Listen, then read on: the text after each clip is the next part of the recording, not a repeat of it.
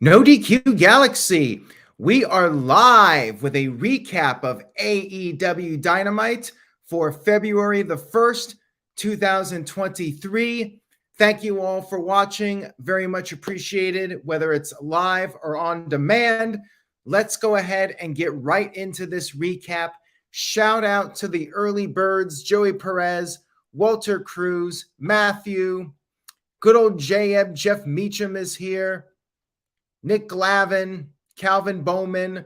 Let's go ahead and get right into the recap. We kicked off with a big match, the rubber match, Jon Moxley versus Hangman Adam Page. This was in Ohio, not too far from Jon Moxley's home of Cincinnati, Dayton, Ohio, roughly an hour from Cincinnati. Moxley had his father with him and Wheeler Yuta. They fought in the crowd right off the bat. The match didn't even start. Moxley went right after Page during Page's entrance. They brawled in the crowd, and Moxley put on a figure four. Page ended up using a drink from a fan to get out of the hold, and they went back to the ringside area. Moxley wrapped a chair around Page's leg.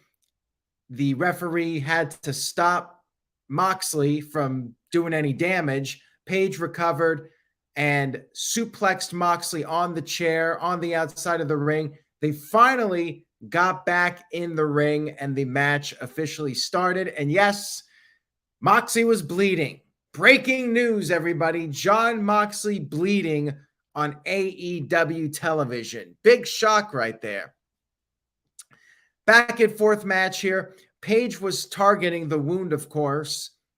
And after the commercial break, Page hit some big moves. Avalanche DVD. Moxley kicked out. He told Moxley to stay down. Now Moxley, he ain't going to stay down. So he flipped off Page, hit a cutter. And then Page gave Moxley a pop-up power bomb through a table on the outside of the ring, the timekeeper's table. Crowd was chanting, "Holy shit."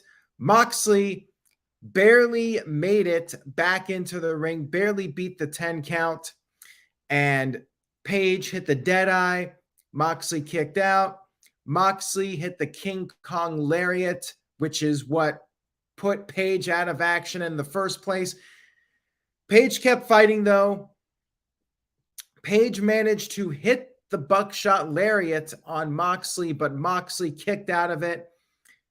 And the fans were chanting for Moxley. Page made the mistake of putting on the other guy's move, which was the Bulldog Choke. That's Jon Moxley's move.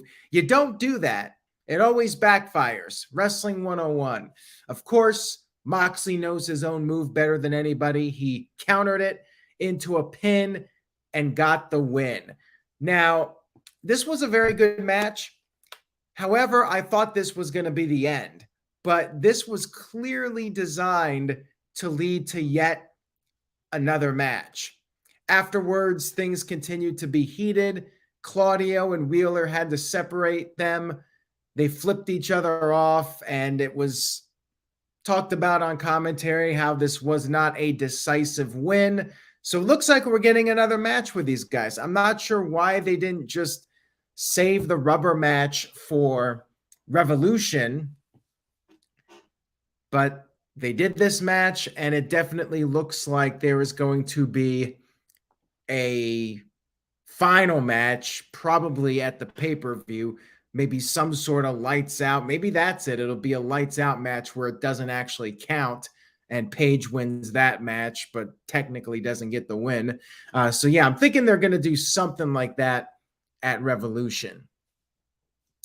Now, we had a segment in the backstage area.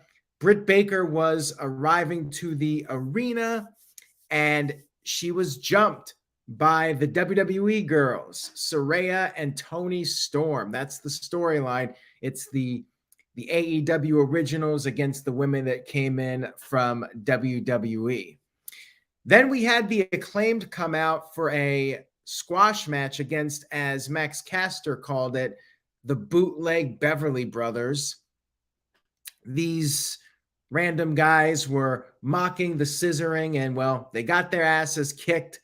Scissor me timbers, right in the nutter center, as Taz called it. Call of the year so far. I'll give him that.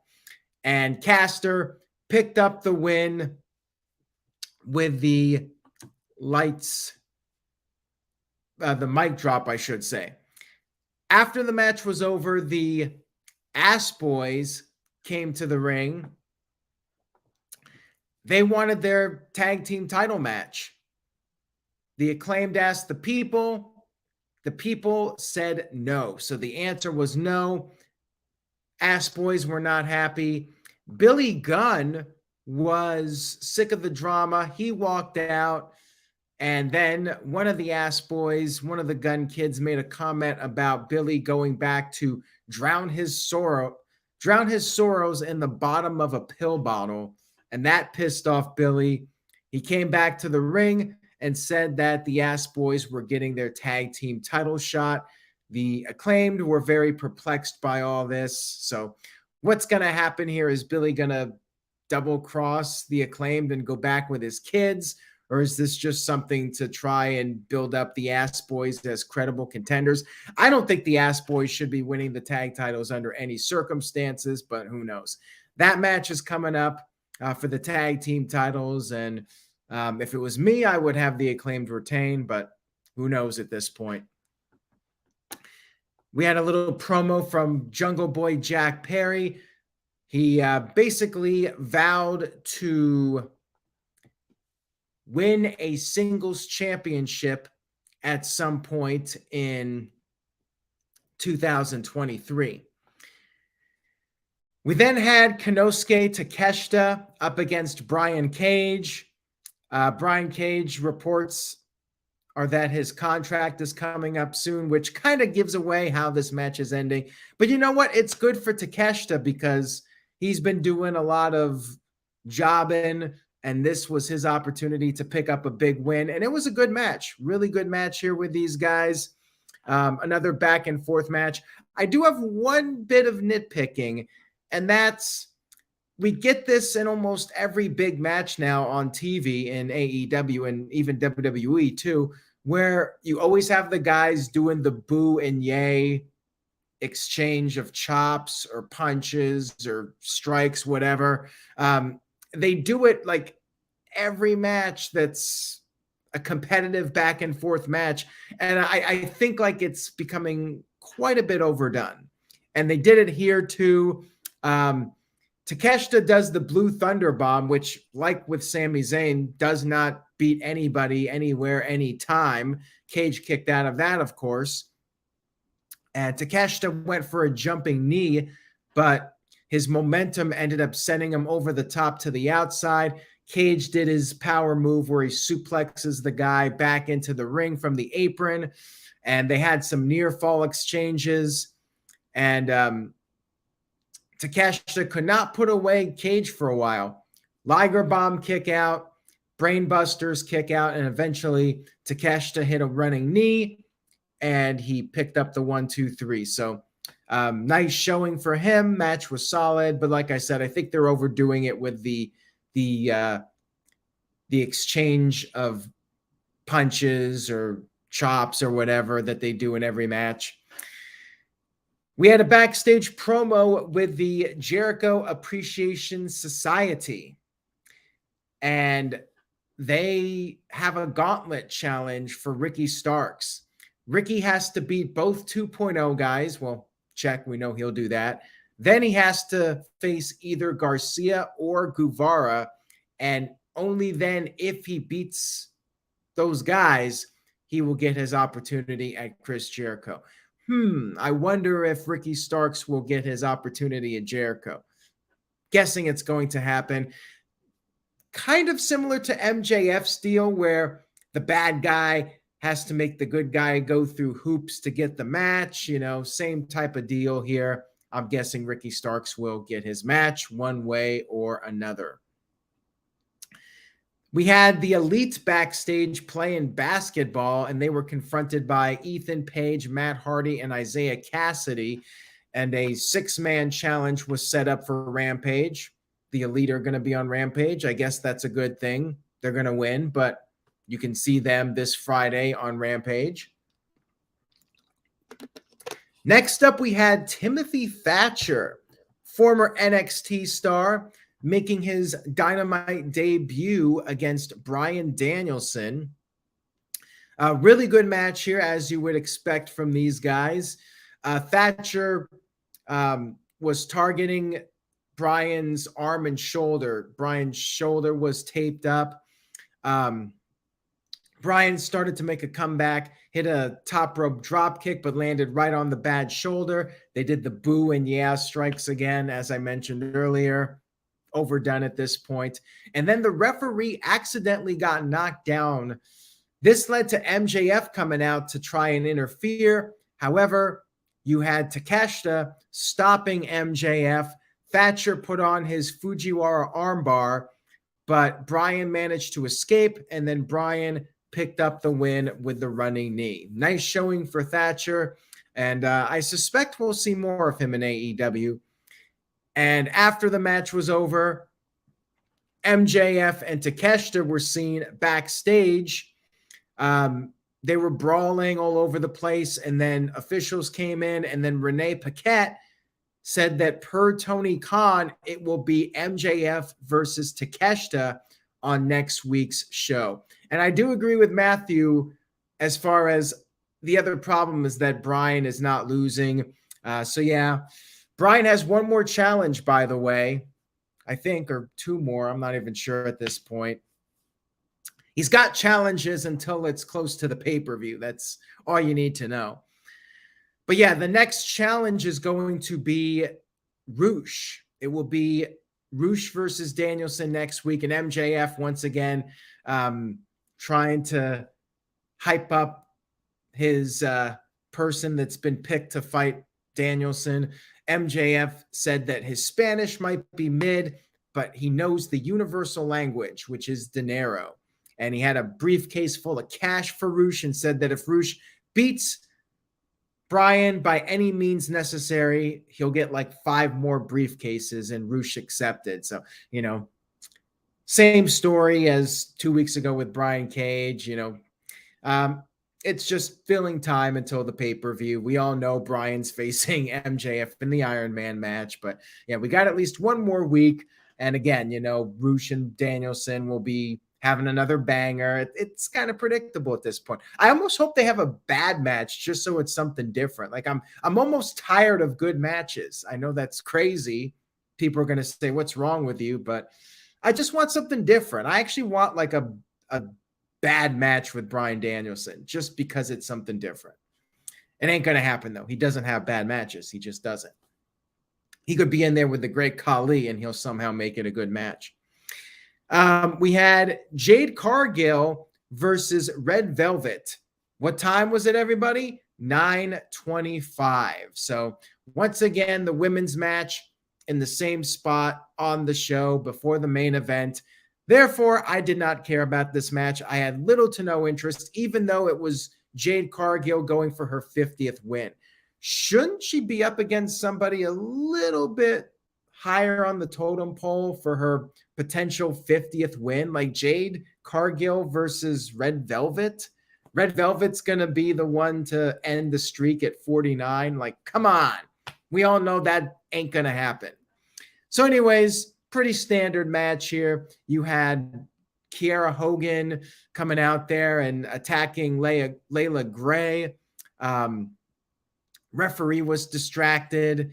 Velvet almost got the win with a kick, but because the ref was distracted, she did not get the win, and Jade recovered from that and hit the Jaded to pick up the win. She's now 50-0. Big surprise here. Backstage, Britt Baker said she's fine after her attack by the WWE women, the former WWE women, Saraya and Toni Storm. And then Ruby Soho, also a former WWE star, asked if Britt was okay. Britt does not trust Ruby. Britt said that Ruby's known the WWE girls way longer, and she was sus. She was suspicious of Ruby, but Ruby said that she's not affiliated with them, and she had nothing to do with that attack.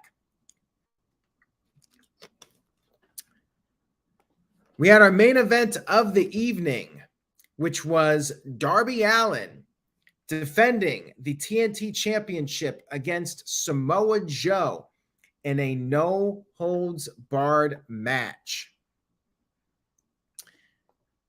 This was quite the battle, for sure. You had Darby Allin with a jacket covered in thumbtacks. He went right after Joe. Joe used his towel to cover his hand when he was striking Darby Allin. Smart heel. Veteran. He is a veteran for sure. And Joe went to grab a table, but then Darby came out of nowhere with a dive, went right into Joe, who was holding the table up. Crowd chanted, "Holy shit." And then Joe sent Darby over the steel steps, and Darby flew across the barricade. It was crazy. They fought in the crowd for a while. Joe got busted open, kind of similar to Jon Moxley in the opening match, right around the eye. And Darby kept trying to fight back. Joe just tossed Darby over the top rope like he was nothing. Darby used powder to make a comeback, put the jacket back on, hit the coffin drop. However, Joe did kick out. And after the match was over, or not before the match was over, before he figured out what to do, Darby went to the outside of the ring and he decided to expose the boards, the ring boards. He took a pair of pliers or scissors or something and was cutting the ropes that held the ring canvas down. And then after he did that, which it took quite a bit of time, I'm thinking to myself, you're wasting an awful lot of time here. Isn't there something else you can do to inflict pain other than exposing the ring board for a minute? That minute gives your opponent time to recover. So he finally exposed the boards and then went back in the ring and then did a dive to the outside. Now, I don't understand this either. Joe is standing on the outside right by a table that was laid up on the barricade. If you're Darby Allin, why would you run towards that table? And of course, Joe just moved out of the way and Darby crashed through the table like a complete idiot. Why? Why would he do that? It just made him look like a complete moron. And then Joe gets him back in the ring. And Joe powerbombed Darby on the jacket, the thumbtacks jacket. Darby then went with the thumbs to the eyes as a last desperation move. And Darby used a chair. But then after Darby went to the top rope, Joe pulled the referee into the ropes, which knocked Darby off. And then Joe hit the muscle buster on the exposed boards. So the guy that set up the exposed boards was the one that got beat with it. And the announcers even said it before it happened. The first time this happened, the person that exposed the boards ended up being put on it. It backfired on him. So Joe, muscle buster on the exposed boards and picked up the 1-2-3 victory. So I don't hate Joe winning, because in a fight between these two guys, I expect Joe to win, with all due respect to Darby Allin. The negative about this is that they're really hot potatoing the title. It just keeps going back and forth. Nobody's really had a solid win with it in quite some time. And then after the match, Wardlow showed up, which I expected. I thought Wardlow was actually going to cost Joe the match. That's what I thought was going to happen. But instead, Joe wins the title back. Wardlow comes down. They brawl. Wardlow was going for a power bomb and Joe managed to escape. You had officials coming in. Wardlow beat up the officials. I wanted to be more excited about this, but I'm just kind of over Wardlow, to be honest. Like, I feel that his momentum has cooled off so much. He should really be going for the world title at this point. But I've been saying that for a while now. They should be building him up for MJF to possibly take the title from MJF. Like, he's the guy. I don't really think Wardlow should be going for the TNT title at this point.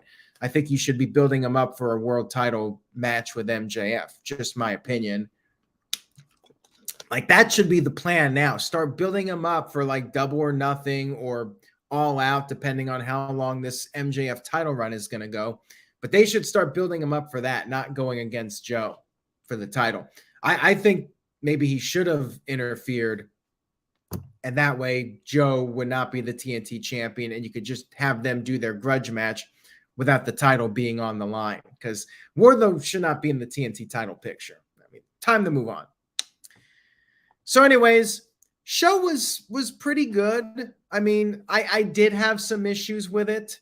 But I was entertained by the opening match. Main event was entertaining. Thatcher versus Danielson was entertaining. So solid wrestling all around. And because of that, I will give it a B. I did think it was a good show overall. Still some flaws that I think AEW needs to work on.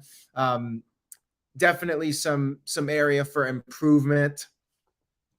Walter Cruz sent in a $5 super chat. Thank you for that, Walter. He says, Darby needs to chill out before he ends up like Mick Foley. I understand he is a smaller wrestler and needs some sort of shtick, but he's risking a lot. Well, good point there, Walter. And yes, he is a smaller guy, which means he can take a lot more physical punishment. The bigger you are, the harder you fall, as they say. But still, it's a dangerous style, and it could very well catch up with him. Look at Jeff Hardy and all the trouble Jeff has gotten into and his substance abuse issues. Like, you got to be careful with that stuff. So, yeah, I mean, Darby is a small guy, and that's how he gets over. He does all the crazy stunts, and we love him for it. But, yeah, it's a tough road long-term for the guy if he keeps doing what he's doing. And Building Nexus with a $2 super chat says, maybe Wardlow gives up the title for a shot at Max. I don't think that's going to happen. I think they're going to do the title match, Wardlow versus Joe at Revolution. I mean, that's what seems to be the obvious direction. But remember when Wardlow was like, I don't want to go for the world title because there's two champions. I want to wait till the real champion is clear. And after the whole CM Punk Moxley situation was settled, well, then Punk had his issue. But once there was a clear world champion, undisputed, nothing. Wardlow never went for the title. Made no sense to me why he would not go for the world title. So, yeah, that's what I'm waiting for. I'm waiting for Wardlow to get the big push. And as more time passes, the less I'm caring about him. Like, strike the iron when it's hot. If somebody's organically getting over like Wardlow, you got to run with it. You had a potential to make a major superstar. Wardlow is a little bit of a bigger guy. He's not the biggest, but he's a good size, muscular. He cut a promo several months back. I thought he was pretty good. A guy that could definitely improve. He seemed like he did fine in the position he was put in. And they're not fully capitalizing on the guy that could be their mainstream star, that could do interviews, and a guy that looks the part. He looks like world championship material. He looks like he could kick anybody's ass in the locker room. That's Wardlow. Why is he not being pushed to the top? That's what I'm wondering. So anyways, that was AEW Dynamite this week.